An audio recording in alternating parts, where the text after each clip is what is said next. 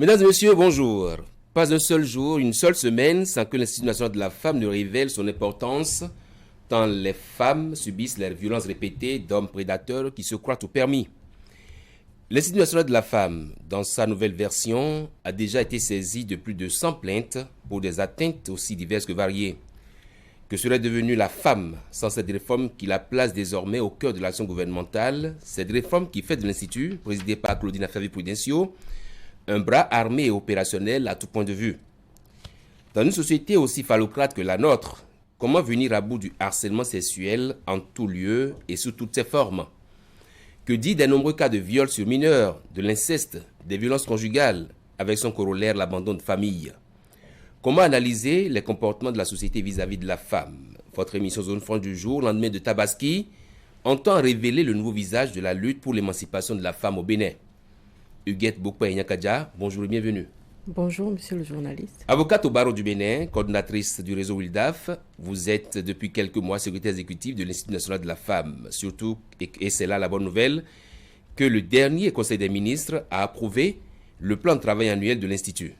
Tout le privilège est pour nous d'en découvrir les grandes lignes et les moyens subséquents, 60 minutes pour apprécier les réformes et les lois et si possible les changements de comportement déjà notés depuis l'installation de l'équipe de l'INF. Bonjour Arab Alikbara. Bonjour.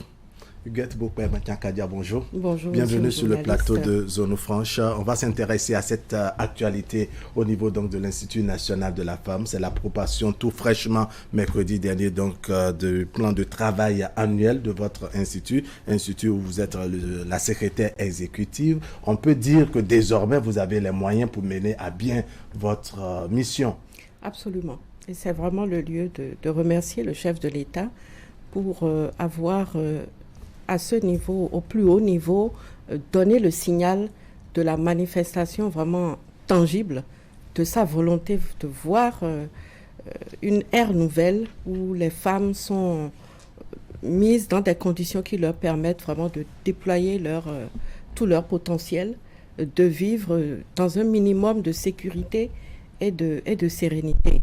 Et pour l'Institut national de la femme, en particulier pour la présidente et pour moi-même, c'est vraiment un top qui est donné pour que nous puissions entrer dans le vif des activités de l'Institut national de la femme pour que sa mission soit vraiment accomplie. Nous avons ce qu'il faut pour poursuivre ce que nous avons déjà commencé et je crois que nous avons des boulevards de réalisation qui sont devant nous, non sans le concours également de la population béninoise, parce que la violence à l'égard de la femme, c'est l'affaire de tous. Et donc, c'est parti pour... C'est même l'affaire de ces prédateurs, de ces hommes, si on peut le dire. Ah, je crois que les prédateurs sont prévenus. Ça fait un moment qu'ils étaient prévenus par le durcissement de la loi, par le caractère plus spécifique de la loi. Et maintenant que les moyens sont mis à notre disposition, nous allons poursuivre ce que nous avons commencé, puisque au niveau de l'assistance juridique et judiciaire, on est déjà avancé dans la mise en œuvre du pouvoir spécial qui nous a été donné, de pouvoir se constituer partie civile aux côtés des victimes, ou même de se constituer partie civile et de demander la poursuite en cas d'infraction qui rentre dans le domaine de notre compétence, même s'il n'y avait pas de victimes à nos côtés. Oui, maître, le procès qui est fait à l'INF dans sa nouvelle version, c'est une surprotection de la femme, avec ses lois spécifiques, avec le durcissement de la loi également. Surprotection, non, je ne crois pas. Je crois que la protection est vraiment à la hauteur du danger du préjudice causé à la femme. Du danger que les femmes encourent et du préjudice presque permanent qui leur est causé. Peut-être que si l'occasion nous est donnée, je pourrais vous dire ce qui se dégage déjà des plaintes qui sont déposées au niveau de l'Institut national de la femme. La situation est si critique que ça? La situation est critique. La situation est critique pour différentes tranches d'âge. La situation est critique pour les jeunes en milieu scolaire, en milieu universitaire.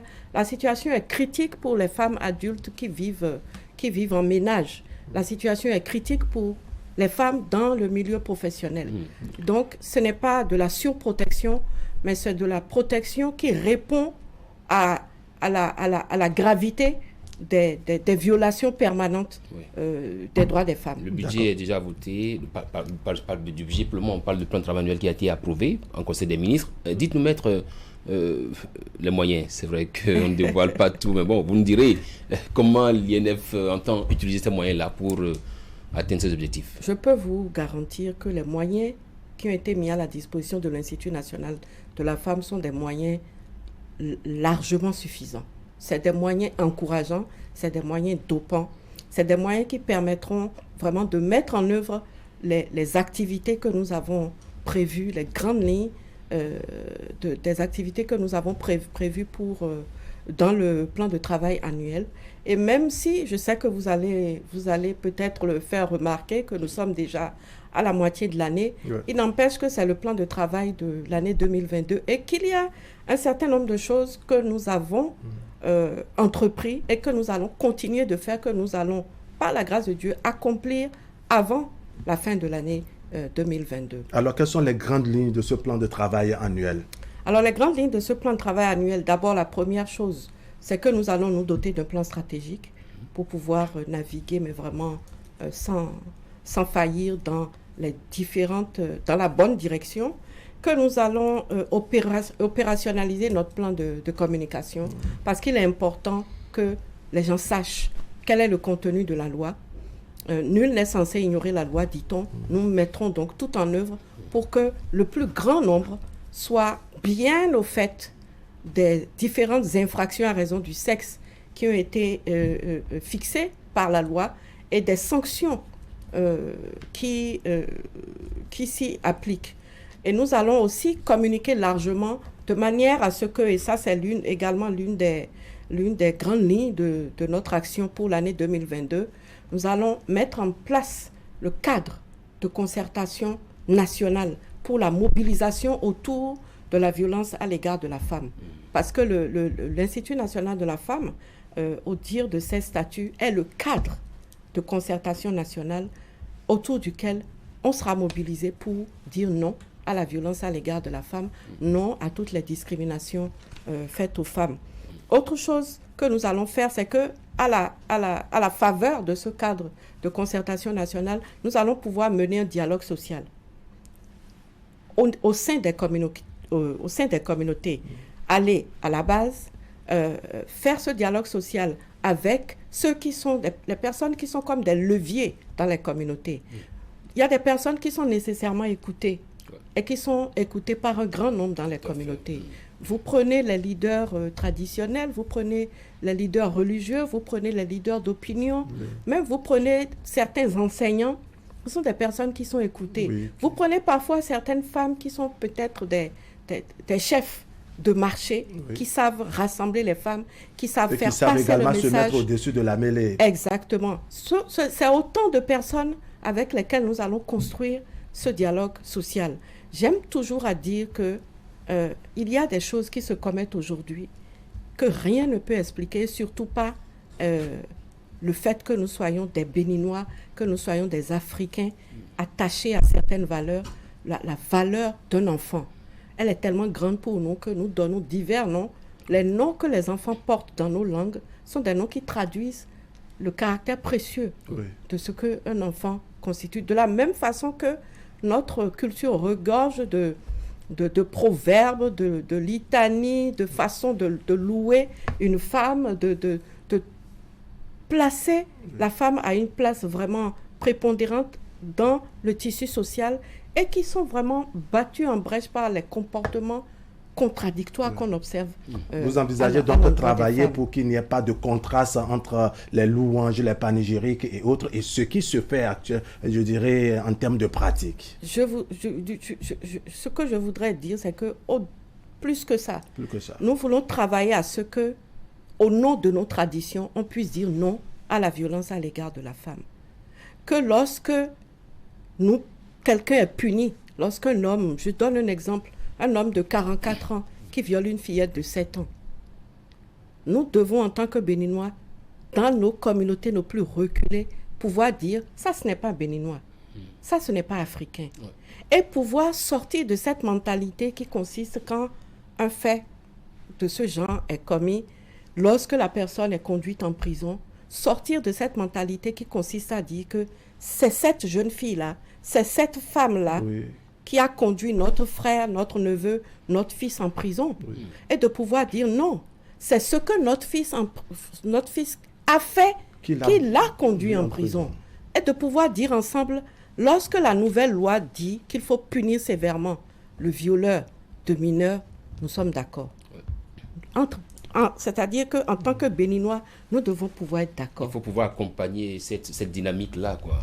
Accompagner cette dynamique, mais surtout comprendre que ça, on ne peut pas, au nom de nos traditions ou au nom de notre culture, on ne devrait pas accepter ou même des ça. affinités. Ou la loi, l'essence de la loi va à la rencontre de nos cultures, de nos pratiques, de ce en quoi nous croyons, et qu'ils se rencontrent vraiment, qu'ils soient en accord. Parce que c'est terrible de voir des adultes violer des enfants. Et c'est terrible aujourd'hui de voir des jeunes qui ont pris le même moule en milieu scolaire, de voir des jeunes de 14 ans, 13 ans, 15 ans violer des fillettes de 5 ans, 4 ans. Ça existe. D'accord, on va développer tout cela, mais il y a que vous avez anticipé tout à l'heure sur le fait que nous sommes déjà à 6-7 mois de l'année alors qu'on parle de plan de travail annuel. Mais on est bien curieux de savoir de façon concrète qu'est-ce que l'Institut est à même de faire avec, je dirais, 5 mois avant la fin donc, de l'année. Je vous donne un exemple. Allons-y. Nous avons déjà établi une répartition des points focaux, des 100 premiers points focaux de l'Institut national de la femme sur le territoire. Nous avons fait un maillage territorial qui permet d'en installer, je crois, 34 dans les communes à statut particulier et de mettre l'accent sur le fait que pour les arrondissements qui sont larges, il y aura au moins un point focal. Si je prends Cotonou, par exemple, il y aura au moins un point focal par arrondissement. On en a 13 dans la ville de Cotonou. Oui, donc ça va faire 13. Si je prends Abomey-Calavi, vous allez remarquer que Abomey-Calavi est un lieu où il y a une forte concentration démographique et où il y a beaucoup de viols sur mineurs. Donc, si on prend Godomé seul, on a prévu de mettre 3 points focaux à Godomé pour renforcer, on va dire, les mécanismes d'alerte et les mécanismes de poursuite judiciaire lorsque de telles infractions se commettent. Et pour les autres arrondissements, il y aura donc au moins un point focal. Dans les communes à statut intermédiaire, on aura 39 points focaux. Et dans les communes à statut de droit commun, pour le moment, on en aura 27. Donc, dans les 100, il y en aura pour les 3 catégories de communes. Mais il est également prévu des points focaux dans les universités, n'est-ce pas? Toutes les universités publiques. Il y a déjà un observatoire au niveau de l'UAC qui va abriter le point focal de l'Institut. Bref, on va faire en sorte d'assurer une présence territoriale, ce qui va permettre d'asseoir, on va dire, la mission de l'Institut national de la femme dans les coins les plus reculés. Il faut que dans chaque arrondissement, on puisse repérer qui est la personne de référence de l'Institut national de la femme et pouvoir, dans les aspects juridiques et judiciaires de la prise en charge des victimes de violences basées sur le genre, recourir au point focal de l'Institut national de la femme. Ça, c'est cette année. Il faut que les points focaux, très bientôt, ils vont être répartis sur les territoires. Comme je vous avais dit... Ils sont déjà recrutés, c'est ça? Ou bien ils seront recrutés pour être installés? Ils seront recrutés pour être installés. Le plan stratégique sera élaboré. D'accord. On a un plan de communication qui va être opérationnalisé. On a un site web qui va être opérationnalisé. Nous avons déjà commencé l'assistance juridique et judiciaire. Elle va se poursuivre. Et puis le dialogue social va être entamé avec la mise en place de ce cadre de concertation. Donc, Vous avez désormais le moral dopé, vous avez suffisamment d'énergie avec donc, je dirais, l'approbation de ce plan de travail annuel. On va maintenant venir à ce que vous faites déjà, les plaintes que vous enregistrez. En termes de points, qu'est-ce que vous pouvez nous dire à l'heure actuelle? Alors, en termes pour ce qui concerne les plaintes, je crois que c'est dès les premiers jours, dès le démarrage même de l'Institut national de la femme, que les plaintes ont commencé à pleuvoir. À ce niveau, à la date d'aujourd'hui, nous avons une centaine de plaintes. Wow. Et il y a un certain nombre de choses que nous avons constatées, un certain nombre de conclusions que nous avons tirées des plaintes que nous avons reçues. Voyez-vous, le plus grand nombre de plaintes, c'est dans le sillage de la violence domestique, à l'intérieur de laquelle je mets la violence conjugale. Quand je dis violence conjugale, je parle d'une violence entre couples. À l'intérieur de ce couple, malheureusement, il n'y en a pas beaucoup qui soient vraiment mariés devant l'officier de l'état civil. Et c'est là où le bas blesse, parce que pour ce qui concerne certaines dispositions du Code des personnes et de la famille, ça ne profite pas à ces personnes-là. Donc, un grand nombre de violences domestiques, un grand nombre de violences conjugales, à l'intérieur desquelles je compte beaucoup de violences physiques, vraiment, y compris sur des femmes enceintes, où je compte de la violence psychologique, elle est vraiment légion, où je compte de la violence patrimoniale. Par exemple, nous n'étions pas vraiment partis pour gérer les dossiers de garde d'enfants et les dossiers de pension alimentaire. Mais figurez-vous que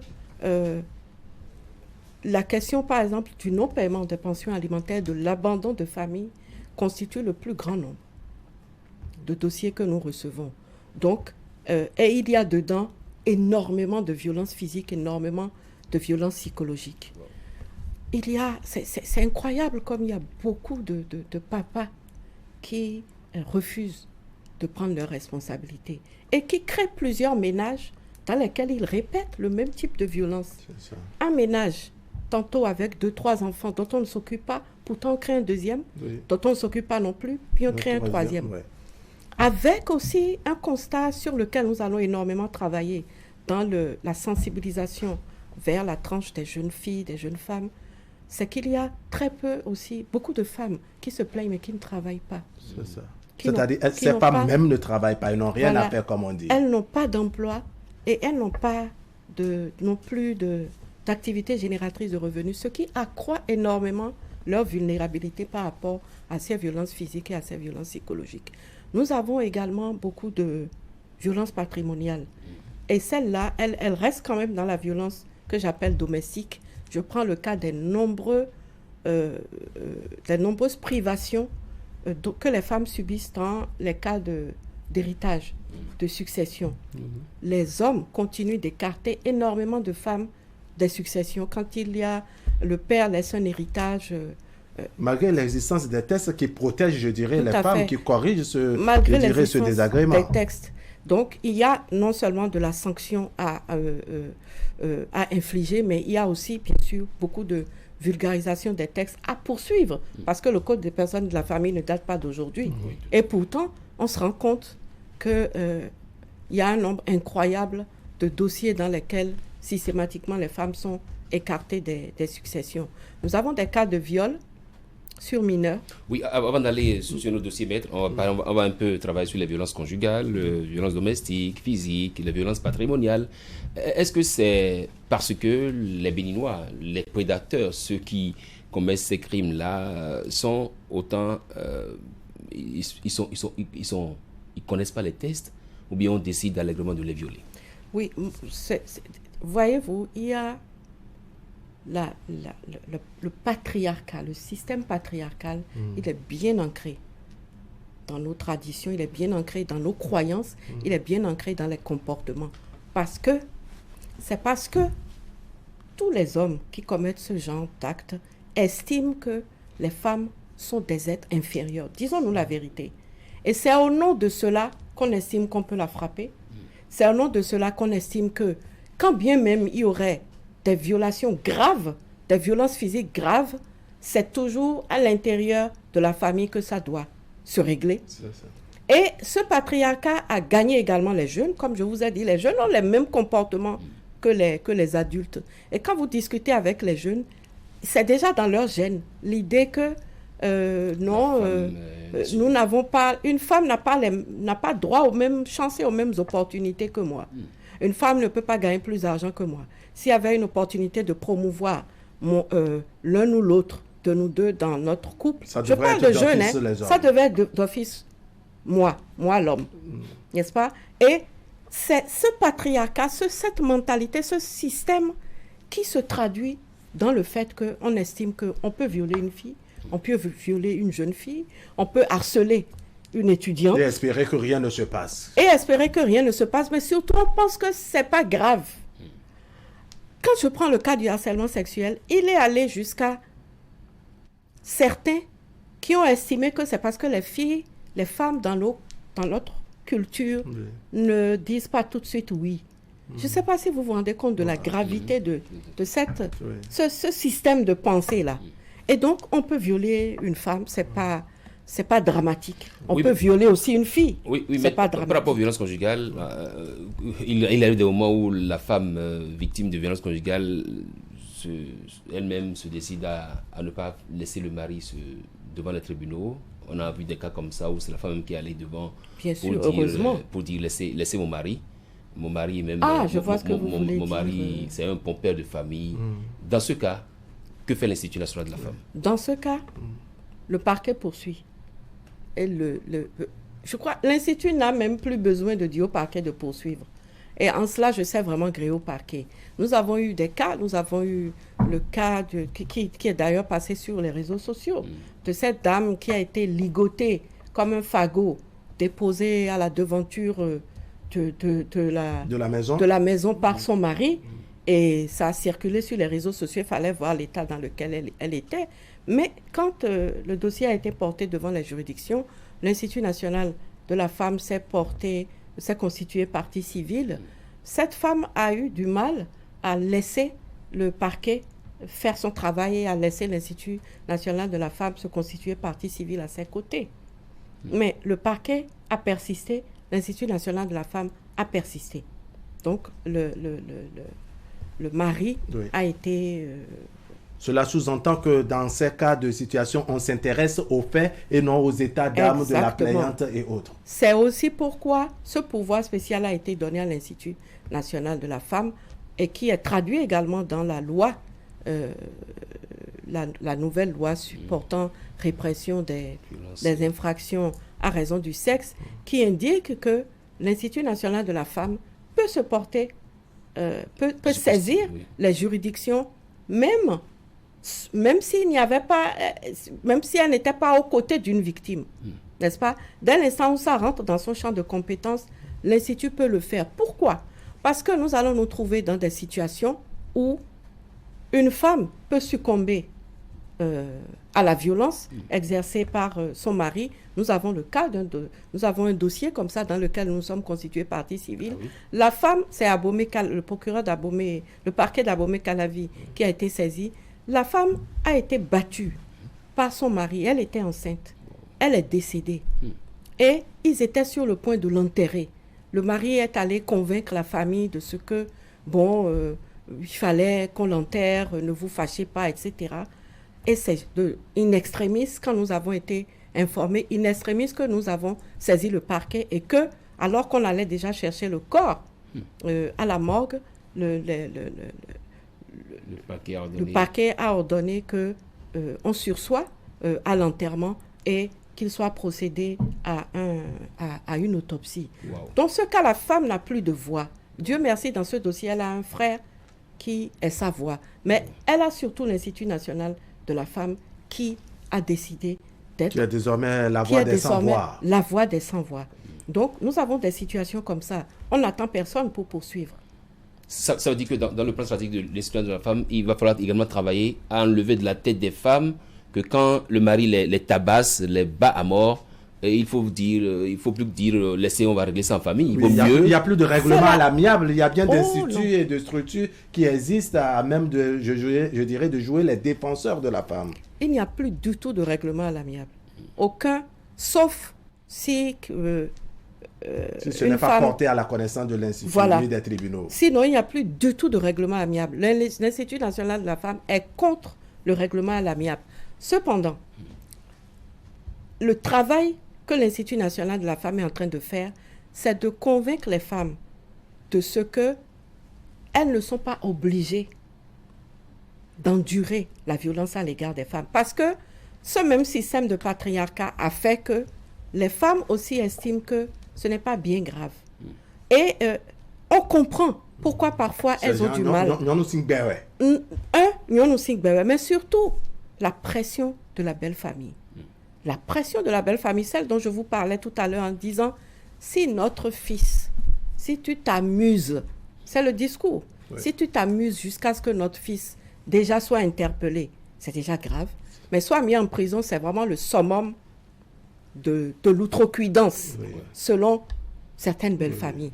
Et du coup, les femmes menaces qui sont dans ce cas également une nouvelle forme de violence. Une nouvelle forme de violence. Et c'est là où l'autre combat que nous sommes en train de mener, celui dont je vous parlais tout à l'heure, on a observé que beaucoup de femmes ne travaillent pas, n'ont pas d'emploi, ont accepté que le mari leur dise « reste à la maison, n'ont pas d'autonomie et dépendent, je dirais, totalement des hommes. » C'est là où l'autonomie vient jouer un grand rôle. Et c'est là que le ministère en charge des Affaires sociales et de la microfinance prend le pas pour accompagner dans une autonomisation sociale, financière, les femmes qui sont vraiment, qui n'ont vraiment aucun moyen, n'est-ce pas? Donc, vous voyez, c'est des actions qu'on mène de front. On prévient, on sanctionne, on sensibilise. C'est les trois choses. Parce que sinon, nous aurons beau avoir de belles lois, comme nous ne pouvons pas aller tirer les femmes par les oreilles à l'intérieur du cadre domestique dans lequel se commet la violence à leur égard, nous n'avons comme arme que celui de la sensibilisation et en même temps celui de l'encouragement, celui de l'accompagnement social pour ne pas décourager les femmes des procédures qu'elles engagent pour qu'elles ne reviennent pas. Est-ce qu'il arrive que des dossiers, des plaintes devant vous ne soient pas de votre ressort et que vous puissiez les confier à d'autres tribunaux, aux tribunaux ordinaires? Oui, ça arrive. Les cas, généralement, par exemple, on a reçu pas mal de cas de licenciement. Par exemple, de femmes qui étaient licenciées, mais dans lesquelles on n'avait pas relevé de cause de licenciement lié à un harcèlement sexuel. Et donc, on leur a expliqué que c'était des cas de licenciement ordinaire. Mais nous, aucune femme ne vient à l'Institut national de la femme pour repartir bredouille. Même si nous ne sommes pas compétents, vous l'orientez, nous l'orientons, nous la conseillons et il nous arrive même de l'aider à rédiger une plainte, de l'aider à rédiger une requête en attribution de la garde de ses enfants, etc. Parce qu'il faut reconnaître aussi qu'en matière d'attribution de la garde des enfants, l'Institut national n'est pas compétent. En matière de divorce, l'Institut national n'est pas compétent. Mais si, à l'occasion de conflits liés à la garde d'un enfant, à l'occasion d'un divorce, une violence physique, par exemple, ou psychologique grave se commet sur une femme, et qu'elle vient nous voir avec la détermination séparément de cette procédure-là, de saisir le parquet, nous l'accompagnons. D'accord. Alors, on va évoluer pêle-mêle comme ça, mais dans vos développements tout à l'heure, on a entendu la commune d'Abomey-Calavi. Je voudrais qu'on s'attarde un peu sur cette zone, cette commune qui a désormais le statut particulier et qui particulièrement, n'est-ce pas, a, je dirais, la panne d'or en termes de harcèlement, de violence basée sur le genre et également des viols sur mineurs. Est-ce que vos études au niveau de l'Institut, n'est-ce pas, ont permis de savoir ce qui justifie ces genres d'actes dans cette commune? L'Institut n'a pas mené d'études, non. Mais l'Institut s'est interrogé à un moment donné sur le fait que Abomey-Calavi soit vraiment comme un nœud central un nid de commission. Et on s'est rendu compte, parce que quand on s'est rapproché du procureur de la République, on s'est rendu compte qu'il n'y avait pas, on va dire, une catégorie toute spécifique de violeurs. Mais c'est vrai que la proximité, il a été constaté une proximité entre l'environnement de travail ou de résidence des violeurs et les victimes. C'est le cas des meuniers, c'est le cas des mécaniciens, c'est le cas aussi d'un certain nombre de personnes qui viennent exécuter des prestations à domicile, plomberie, petits travaux de menuiserie, donc qui ont un peu comme une forme d'habitude d'aller, de venir dans l'environnement immédiat des filles. Et souvent d'ailleurs ce sont des petites filles. Ce sont aussi quelques jeunes filles, mais surtout des filles entre 7, 8 et 13 ans, à l'intérieur desquelles on a observé pas mal de filles qui sont... Une forme de naïveté. Mais aussi des enfants qui sont placés, les enfants qui vivent au mégon. C'est comme on dit. Et dans les politiques que nous sommes en train de préparer, il y a un certain nombre de choses. Des choses simples, comme parfois éviter d'envoyer des enfants jeunes aller acheter la nuit. Franchement, la tomate en boîte à 21h30, il n'y a aucune raison. Ça peut attendre le lendemain pour faire la sauce. Ou alors qu'un adulte aille acheter la tomate en boîte. Les envois des enfants mineurs faire des achats, aller faire des commissions, retirer des commissions à des heures tardives, par exemple, est une chose sur laquelle il faut travailler. Parce que souvent, c'est sur ces trajets-là que ces choses-là leur arrivent. Abomey-Calavi aussi est une ville, vraiment, une cité qui se construit à l'intérieur de laquelle on a plusieurs catégories on a un peu de tout, on va dire, de personnes, voilà. Ça, qui rentrent tard. Ça bouge beaucoup dans n'ont cette pas commune. beaucoup de travail. Vont sur Cotonou glaner un peu, travailler, voir ce qu'ils peuvent récupérer dans la journée, vendeurs ambulants, etc.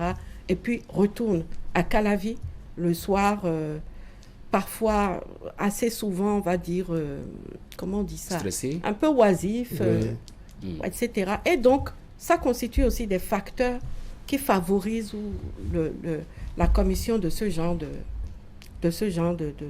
d'infraction. Mais nous allons prendre le temps de mener vraiment une étude pour que les politiques à appliquer, les sensibilisations soient adaptées à ce qu'on observe. C'est d'ailleurs le système que nous avons entrepris d'adopter. Les sensibilisations ne se feront pas juste comme ça. Si on va dans une commune, on fera la vulgarisation, on fera la sensibilisation, mais on va mettre un accent particulier sur le type de violence à l'égard de la femme qu'on observe particulièrement, qui est prédominante dans la zone. Et Dieu merci, il y a déjà eu pas mal d'études qui ont fait des cartographies, et sur la base de ces cartographies, nous allons pouvoir mener une sensibilisation, une vulgarisation intelligente. Maître, est-ce que vous comprenez comment il se fait que c'est pendant que l'Institut national de la femme a redoré son blason, pendant que les lois ont été corsées, les sanctions plus durcies, qu'à Calavi, à Abomey-Calavi, chaque jour que Dieu fait, ou chaque semaine, on commet des crimes de viol sur mineurs?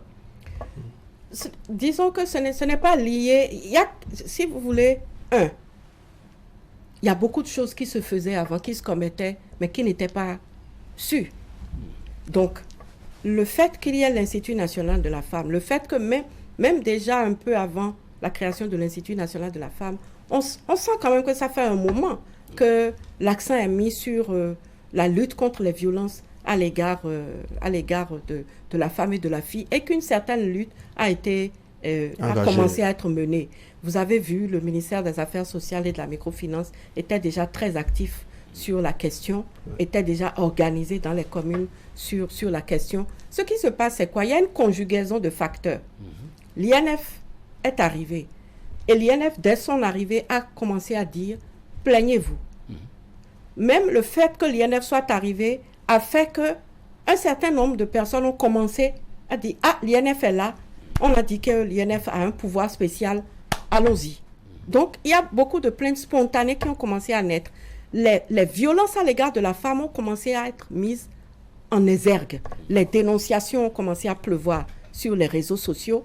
Donc, c'est ça aussi qui donne l'impression que pendant que l'Institut national au même moment où l'Institut est né, il y a une recrudescence. Non, c'est la mise en lumière de ce qui était caché dans l'ombre qui a été facilitée, favorisée par l'institution de l'INF et qui donne l'impression qu'il y a plus de violence, comment je vais dire, qu'avant.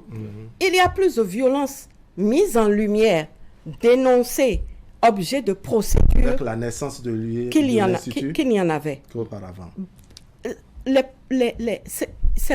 C'est extraordinaire quand on voit le monde qui vient au siège de l'Institut national de la femme avec déjà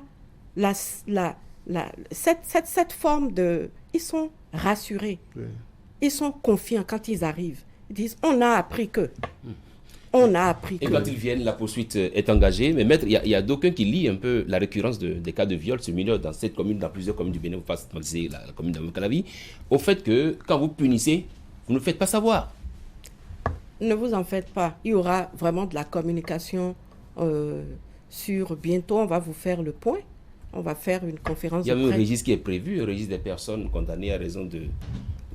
La loi l'a prévu. En fait, la loi l'a prévu pour que justement ces personnes-là soient surveillées et que par erreur ou par ignorance, on n'aille pas nommer enseignant d'une université ou enseignant d'une école primaire ou d'une école secondaire, quelqu'un qui a déjà écopé d'une peine pour viol agression ou viol sur sexuelle. Voilà, sur exactement. Donc, c'est vraiment, ce registre est vraiment à point nommé.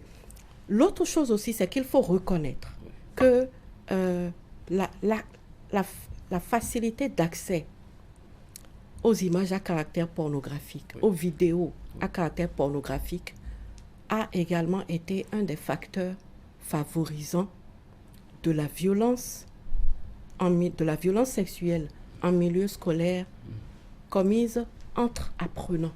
C'est ça. Parce qu'il y a le mimétisme. Les scènes... La tendance à copier, à pratiquer ce qu'on a vu sur les images. Les scènes de... excusez-moi, de partouze. Les scènes on a vu passer sur les réseaux sociaux. Nous sommes entre adultes. De fellation, où vous voyez un jeune élève avec une jeune élève qui lui fait une fellation et vous voyez un autre jeune élève en train de filmer, c'est parce qu'ils ont vu ça. C'est les vidéos de porno, de scènes pornographiques qui sont à la portée de tout Android, qui ont fait que les jeunes ont commencé à imiter ces choses-là. Il y a une politique aussi qui consiste en fait à éduquer les jeunes, à sensibiliser les jeunes sur l'usage. Ça a commencé déjà Ça n'a pas encore commencé, mais maintenant, c'est envisagé. Et personnellement, c'est quelque chose que moi, j'avais déjà l'habitude de faire. Quel usage les jeunes devraient faire de l'outil téléphone portable? C'est un outil de travail. C'est un outil d'acquisition de la connaissance. Outil de recherche. D'abord, avant d'être un outil ludique. Et c'est important. Il y a d'autres enfants qui, avec le même téléphone portable, font des choses formidables. Lisent. Parce qu'aujourd'hui, on peut lire sur Internet. On a la connaissance à portée de main. Donc, il y a cette éducation à faire au niveau des jeunes. Parce que l'accroissement des infractions à raison du sexe qui sont liées à la diffusion d'images à caractère pornographique ou d'images privées, de scènes, de débats sexuels et autres privés qu'on retrouve sur les réseaux sociaux, c'est à la faveur de l'utilisation des téléphones portables non intelligente de l'outil qu'est le téléphone portable. Donc c'est vrai que ça y a contribué. Et c'est heureux que les sanctions soient arrivées à temps pour pouvoir juguler cela. Mais comme je le dis, nous sommes d'accord que la sanction et la sensibilisation vont de pair. Que dites-vous des parents? Ces parents qui ont démissionné? la responsabilité parentale est encore tout un autre chapitre. La responsabilité parentale est un chapitre sur lequel l'Institut national de la femme va insister parce que l'exercice de la responsabilité parentale est de nature à éviter énormément de violences à l'égard des filles qui sont beaucoup plus jeunes. Plus d'attention. C'est un domaine large. Heureusement que nous faisons différentes institutions, différentes structures font un travail complémentaire. La question de l'éducation sexuelle, la santé sexuelle et de la reproduction n'est pas le domaine premier de l'Institut national de la femme. Mais la violence qui est issue de cette problématique, elle est de la compétence de l'Institut national de la femme. Quand on parle de viol sur mineur, maître, il y a aussi ce cas d'inceste dont on a été informé par personne porteuse de virus, de VIH, SIDA et tout. Oui. Quelle suite avez-vous donné à cette plainte-là particulièrement? Le dossier est devant... Est-ce que c'est réel d'abord? Est-ce que c'est un cas réel d'un père qui a commis des viols répétés sur la personne de sa fille mineure et qui lui a transmis le virus du VIH-Sida. Donc, quand nous avons été saisis, l'Institut national de la femme a constitué un avocat. L'Institut national de la femme s'est constitué partie civile. Le dossier est devant la... Et on connaît l'état psychologique du monsieur. Est-ce pas un sociopathe ou... Le dossier est en instruction. Donc, d'accord. Viol et harcèlement, ce sont des expressions qui se côtoient et se complètent, si on peut le dire. Je voudrais maintenant qu'on puisse s'appesantir un peu sur le harcèlement. C'est un phénomène qui n'est pas, je dirais, rare dans l'administration, aussi bien publique, privée, que dans nos universités, même lycées et collèges. Oh oui. La question du harcèlement, c'est la question qui fait l'actualité. C'est la raison qu'on a laissé les dernières minutes pour de l'Institut national de la femme. Vous n'êtes pas sans savoir que nous avons un dossier. Il y a un dossier de harcèlement sexuel commis par des enseignants de l'ENEAM sur la personne d'étudiants. Et ça fait grand bruit sur les réseaux sociaux. Oui, c'est vrai, c'est effectif. L'Institut national de la femme s'est constitué partie civile et le dossier est en instruction. Certains de ces enseignants sont donc poursuivis sans mandat de dépôt et le dossier avance. D'accord. Quel est le mode opératoire à ce niveau concernant les enseignants? Parce qu'il y a l'université d'Abomey-Calavi qui fut citée entre-temps. Cette fois-ci, on parle de l'ENEAM. On dirait que c'est une pratique, je dirais, dans le rang des enseignants. Oui, en fait, c'est une pratique qui a cours dans toutes les universités. C'est ça, dans toutes les universités. En tout cas, les universités publiques. Je pense que dans les universités privées, ça serait pas, on ne serait pas surpris d'en avoir. Et lorsque les points focaux de l'Institut qui seront en lien avec les universités seront installés, je suis sûre que nous allons en enregistrer. L'Institut national de la femme va entreprendre très bientôt une mission auprès de toutes les universités pour justement s'assurer qu'un point focal est installé. Et à ce moment-là, nous aurons le point de toutes les infractions, enfin de tous les cas de harcèlement sexuel qui ont cours dans ces milieux-là. Nous avons déjà fait un tour, nous avons profité d'une campagne que le ministère de l'enseignement supérieur et de la recherche scientifique menait il y a 3 semaines. Et nous nous sommes associés au ministère pour faire au niveau de l'université d'Adjara, de l'École nationale supérieure de Porto-Novo et de l'UAC, une séance avec les étudiants où nous avons parlé du harcèlement sexuel. Le mode opératoire, en fait, c'est surtout par message. C'est des messages, donc, constants, qu'on envoie des propositions qui sont faites, des images suggestives qui sont envoyées, où on demande à l'étudiante comment tu te situes par rapport à telle situation, telle circonstance très suggestive qu'on lui envoie. C'est aussi on peut appeler, certains enseignants appellent une étudiante en dehors des heures de cours et la cause de la convocation de l'étudiante ou de la rencontre avec l'étudiante.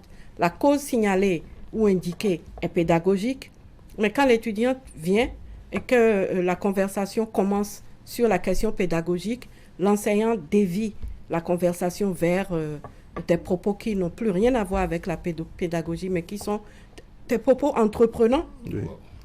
Et parfois aussi, il y a des cas où, dès que l'étudiante entre, la porte est fermée derrière elle, et où il y a vraiment des tentatives, des attouchements et des tentatives pas trop catholiques. Vraiment d'une agression sexuelle directe. Donc, oui, c'est dommage, mais c'est le cas. Et il y a aussi que vous savez que la loi désormais interdit à dessein les liaisons amoureuses entre enseignants et étudiants. L'objectif, c'est quoi? C'est de replacer chacun dans sa position. Dans sa position. L'enseignant, qui est celui qui donne le savoir, partage qui dispense le savoir, qui partage également, qui transmet des valeurs morales, qui a un pouvoir disciplinaire, qui a le pouvoir d'évaluer l'étudiante, qu'il reste à sa place, pour que l'étudiante également puisse rester à sa place. C'est d'autant plus grave aujourd'hui qu'on a des bacheliers de plus en plus jeunes. Donc, les étudiants, aujourd'hui, les nouvelles cohortes d'étudiants sont, voilà, c'est entre 15 et 17 ans. Donc, vous imaginez que l'aggravation de la situation, c'est que cette fois-ci, c'est commis sur des mineurs. Et donc, il était vraiment... La loi est venue à point nommé pour mettre le holà à cette situation-là qui, en fait, crée une discrimination entre les garçons, les jeunes étudiants et les jeunes étudiantes. Parce que les uns ont les opportunités, l'environnement dont ils ont besoin pour poursuivre sereinement leurs études, tandis que les jeunes filles naviguent entre comment je vais faire, c'est quand même mon professeur, comment je vais faire pour garder la limite, quand est-ce que je suis poli, quand est-ce que je deviens impoli alors que je suis en train de dire non à du harcèlement sexuel, je change de maître de mémoire parce que celui-ci, je ne peux pas faire 5 minutes tranquillement avec lui en changeant de maître de mémoire. Peut-être le nouveau maître de mémoire va dire le sujet ne me convient pas, donc je change de maître de mémoire. Dans la même année, je change de sujet et mes études sont totalement perturbées. Alors que l'État est dans une politique de on met les filles à l'école, elles y restent le plus longtemps possible, elles aillent le plus loin que possible, que les parents s'échinent, que les élèves s'échinent et que finalement ce soit des facteurs internes à nos universités qui les empêchent de poursuivre leurs études, c'est le comble. Maître, il y a à coup de la tournée, il y a des étudiantes qui, droit dans les yeux, vous ont dit que les loups ne se mangent pas entre eux. Et donc, qu'elles ont toutes les craintes pour dénoncer leur... Elles ont eu deux réponses. Une première réponse qui venait du vice-recteur qui était là, qui leur a dit, désormais, étudiantes, sachez que si vous déposez plainte, parce qu'il faut que vous puissiez également vous plaindre, si vous vous plaignez, la plainte il y aura une commission interne qui va statuer sur la plainte, il y aura un conseil d'éthique, et si les faits sont avérés, si les faits sont établis, les enseignants seront poursuivis. Et il y avait la réponse de l'Institut national de la femme qui leur a dit, la loi est là. Non seulement la loi est là, la loi est claire, l'enseignant sera puni sévèrement, puisque dans le cas de l'enseignement, de l'enseignant qui commet un harcèlement sexuel contre une apprenante, c'est de 3 à 5 ans d'emprisonnement. C'est ça. Donc, alors, maître, quelles preuves l'étudiante ou l'élève peut fournir au-delà des messageries, des messages échangés avec son enseignant? Quelles preuves l'étudiante, par exemple, peut fournir lorsque son enseignant, son professeur, par exemple, l'invite dans son bureau, ou bien un recteur, un vice-recteur l'invite dans son bureau et qu'elle est victime, je dirais, des attouchements et des agressions sexuelles? Quelles preuves elle peut fournir dans ce cas de figure? Elle peut, c'est vrai, vous pouvez dire que ce sera sa parole contre celle de l'enseignant, mais si par ailleurs elle a des messages, si elle a des messages, des messages répétés, de ce même professeur qui la harcèle, si elle a peut-être un message de menace qu'elle a gardé dans son téléphone, duquel il résulte que face à sa résistance, le professeur a dit on va voir ce qu'on va voir. À partir de là, si elle dit qu'il l'a agressée, elle sera crue. N'est-ce pas? Sans compter aussi que la preuve par témoin. C'est pour ça qu'il y a une série de choses à faire quand on est apprenante et qu'on sent qu'on est en train de subir un harcèlement sexuel. Il ne faut pas se taire. Il faut en parler parce que cette personne pourrait être appelée à témoin. Donc, il faut en parler. Il faut éviter. Et ça, j'ai rencontré des étudiantes qui m'ont dit, on a on a trouvé des formules. Quand nous sentons cela, par exemple, nous nous entendons pour ne jamais aller voir cet enseignant seul. Comme l'étudiant me disait, on circule à 2 ou à 3. Quand c'est lui là, on est toujours 2 ou on est 3. Quand on arrive là, ça l'énerve. Et ça nous prouve qu'effectivement, on a bien fait. Il avait des intentions derrière. On a bien fait de ne pas être seul. Donc, il ne faut pas aller seul. Il ne faut pas se taire. Il faut parler à quelqu'un. Il ne faut pas aller seul vers cet enseignant. Et il y a une chose que je dis aussi, c'est que le vouvoiement c'est une mesure de préservation. C'est une arme. Normalement, le professeur doit vouvoyer l'apprenante. Si le professeur ne la vouvoie pas, si à un moment donné, le professeur commence à la tutoyer, je demande aux apprenantes de faire attention et de continuer à de vouvoyer le professeur, l'enseignant. Pour montrer poliment à l'enseignant que cette distance du vouvoiement, il faut respecter c'est ma la protection, barrière, en tout cas. C'est ce que je souhaite, parce que c'est ça qui me permet de rester à ma place d'apprenante, mais surtout à vous, mon papa, en griffe, de rester à votre place, de celui qui continue d'assurer, on va dire, ma garde. Maître, vous n'allez quand même pas passer sous silence ce cas de harcèlement où les victimes subissent la pression des auteurs pour éviter de les dénoncer ou pour ne pas les dénoncer. Et là, vous êtes en difficulté, vous, en ce moment. Non, je ne suis pas... Vous voyez la bonne nouvelle, je ne suis pas en difficulté particulière. Je vais vous dire pourquoi. La bonne nouvelle, c'est que la loi a prévu que quelqu'un puisse déposer sans qu'on ne dévoile son identité. D'accord. Tout en restant dans l'anonymat. Que ce soit une plaignante ou que ce soit quelqu'un, un témoin qui veut dénoncer, il a la possibilité, le code de procédure pénale a prévu que le juge, dans ce cas, prenne une disposition qui permettra à cette personne de déposer sous l'anonymat. Nous avons eu 3 décisions de justice déjà, où des enseignants, non pas de l'université, mais d'écoles, de collèges, ont été sanctionnés. C'est même passé sur les réseaux sociaux. Vous aurez remarqué qu'on a le nom de l'enseignant, mais c'est contre X. Contre X, d'accord. L'anonymat des victimes, des plaignantes, a été gardé. Il en est de même pour toute situation dans laquelle une étudiante, une apprenante se trouve. Si elle veut dénoncer, si elle veut se plaindre, mais craint quelques représailles que ce soit, veut garder l'anonymat, elle saisit l'Institut national de la femme, soit par le numéro WhatsApp, qui est le numéro le plus largement utilisé par les plaignantes et par toutes les personnes qui veulent dénoncer, le 51 07 88 88, sur lequel on peut appeler, on peut écrire dessus, on peut laisser un message vocal et appeler au secours. L'Institut national de la femme répond toujours.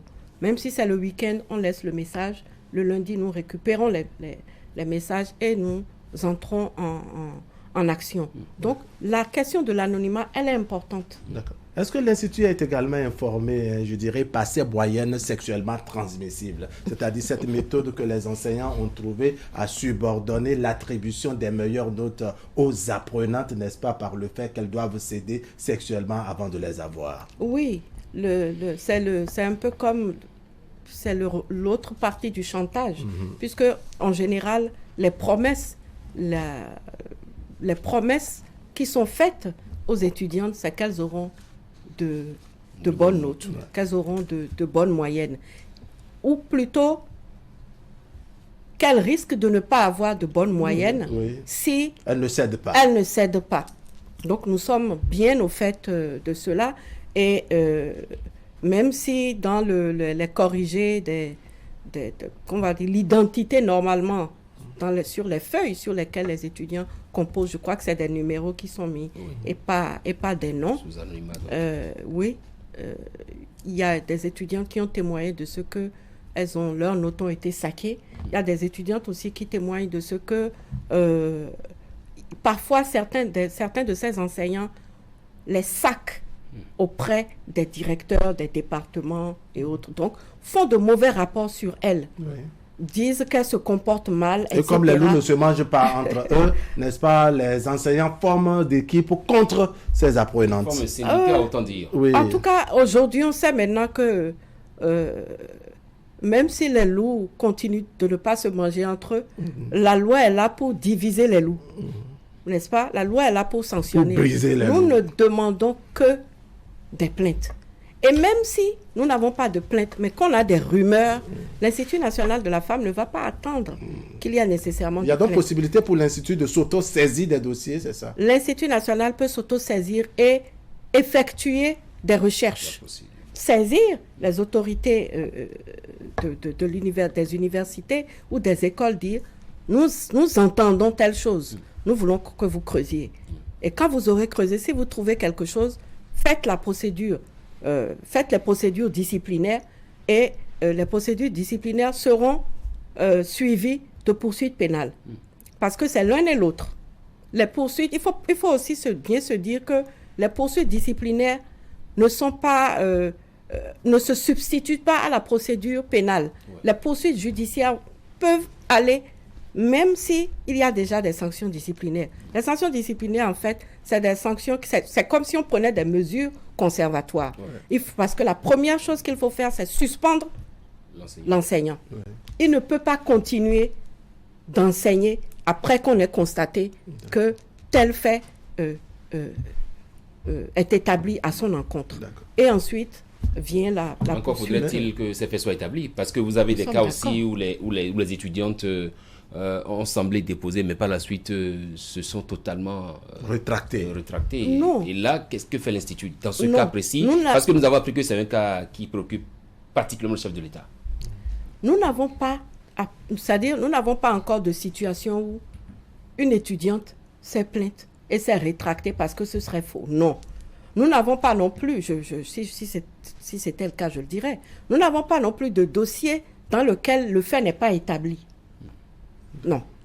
C'est parce que le fait a été établi au niveau universitaire qu'il a fait l'objet de sanctions disciplinaires et qu'il a été transmis à l'Institut national de la femme. D'accord. Premier niveau d'établissement. D'accord. L'Institut national de la femme, ayant lu le dossier, a estimé que les faits semblaient établis. L'Institut national de la femme saisit le procureur spécial de la Criette. Le juge d'instruction est saisi. Vous imaginez bien que si ce n'était pas établi, le juge d'instruction n'aurait pas décidé de poursuivre. Donc il y a plusieurs niveaux d'établissement de la véracité des faits. L'Institut national de la femme n'a pas vocation à faire une chasse aux sorcières vis-à-vis des enseignants. Non, nous parlons de faits établis. D'accord, le temps est vite passé. Avant votre mot de conclusion, je voudrais vous entendre. Est-ce que vous êtes informé de l'opération inverse, c'est-à-dire ces jeunes apprenantes et autres qui tentent de séduire les apprenants, c'est-à-dire c'est elles qui harcèlent, je dirais, les enseignants. Qu'est-ce qui est prévu à ce niveau? Parce qu'on a pris beaucoup de temps à se prononcer sur comment les enseignants harcèlent, n'est-ce pas, les femmes. Est-ce que l'inverse est travaillé et traité au niveau de l'Institut également? Bien sûr. Bon, déjà, la loi est neutre. Hein. La loi parle de harcèlement sexuel. Ça veut dire quoi? Ça veut dire que si un enseignant estime qu'il est harcelé, il peut se plaindre auprès des autorités de l'université.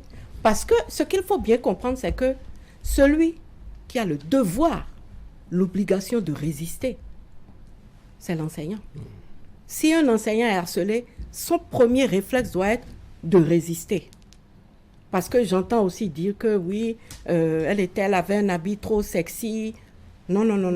Et que la chair est faible. Aïe, je n'aime pas entendre ça. Vous avez mal aux oreilles en ce moment. Il n'y a pas d'excuse de provocation qui justifie un harcèlement sexuel mené par un enseignant à l'encontre d'une étudiante. Je voudrais le dire de façon très claire. Donc, on ne va pas créer des uniformes pour pouvoir, pour aider un enseignant à gérer sa libido. Dieu merci, cette catégorie d'enseignants, à côté d'elle, il y a la grande catégorie des enseignants qui sont de vrais enseignants. Donc, il faut qu'on s'entende. Et dans ces cas, il faut se plaindre. Un enseignant qui a un pouvoir disciplinaire, qui a une autorité devant une étudiante, peut aussi trouver les mots pour lui dire « jeune demoiselle, tout de même », n'est-ce pas? Et si vraiment ça dépasse sa capacité à gérer la situation, il se plaît auprès des autres. Maître Nikodia, votre mot de la fin. Mon mot de la fin, c'est que l'Institut national de la femme est aujourd'hui doté d'un plan de travail annuel, d'un plan de travail avec des activités claires, précises pour l'année 2022. Et même si nous sommes déjà avancés, nous sommes déjà sur des chantiers. Ceux sur lesquels nous sommes déjà, nous allons les poursuivre et les autres, nous allons les entamer.